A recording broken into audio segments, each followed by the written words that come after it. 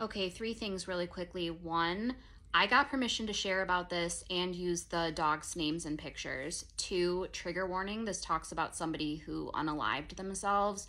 Three, I cannot say certain words on social media, so I have to say other words to kind of get around it. So a girl emailed me and she told me that a week before she was going to get married, her fiance unalived himself. And their two dogs were present and saw. And when he was found, the dogs had red liquid on them. And she was looking for just something, answers, what they saw, just some kind of closure. And I was really apprehensive, but I decided to do this session. I wanted to do it because I was so curious what they would say, having witnessed this.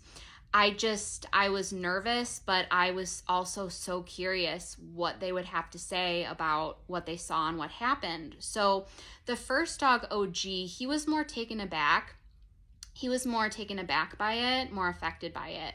But when I connected to the second dog, Osiris, I wasn't even prepared for what his response was. And I'm just going to read you a part of it. He said, Dad was a soul lost, like OG said, in a broken body. Some people truly do not find their way. I can see her envision a future that turned out different, but it was never supposed to turn out that way. I do not think Sean felt in control of himself. I do not think he was capable of surviving in a body that required what it demanded from him, and it demanded everything. It took everything. And I know it's hard to say this, but he didn't belong in it. He wore it as long as he could. I do not think he gave up or gave in. I think he set himself free. He was trapped in a cage. He let himself out. The details are gruesome, but he did not fail, and no one should look at him like a failure. He was an amazing brother, friend, cousin, fiance, son, nephew. He could help everyone, just not himself. His body wasn't repairable. It just wasn't. I knew what was going to happen. I knew his plan before he did. I knew where his journey would lead him. I knew what that meant for me, my brother, our family. I was not taken by surprise in the way perhaps my brother was. I watched my dad with a nod of my head and understanding. See you on the other side. I understood him on a deeper level, on the inside, and he knew that, and I knew that, and we nodded to each other in acceptance before it happened. And when he said that last part about nodding at each other, the image that he showed me, I mean, I will never get this image out of my head. So what he showed me was him and his dad kind of on opposite sides of the room, and the dad is holding the thing, and before he does it, he's looking at Osiris, and Osiris is looking at him, and Osiris is saying, I understand, Dad, I understand. It's okay. I will see you on the other side. Just this sort of acceptance and understanding. I know why you're doing this. It's okay. It's okay, Dad.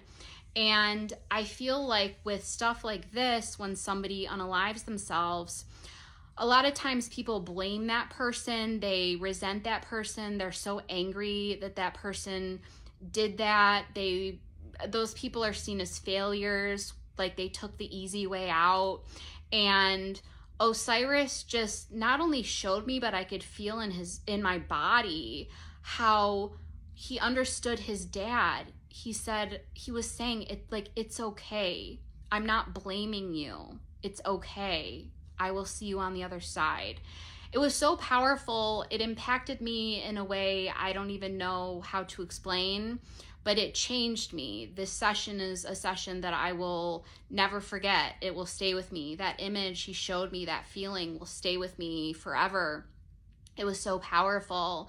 The other thing that I found interesting was the mom on the form filled out the dad's name, his first and middle name, but Osiris kept referring to him by his middle name multiple times throughout the session, and I even made a note, called him by his middle name, because I thought that was weird.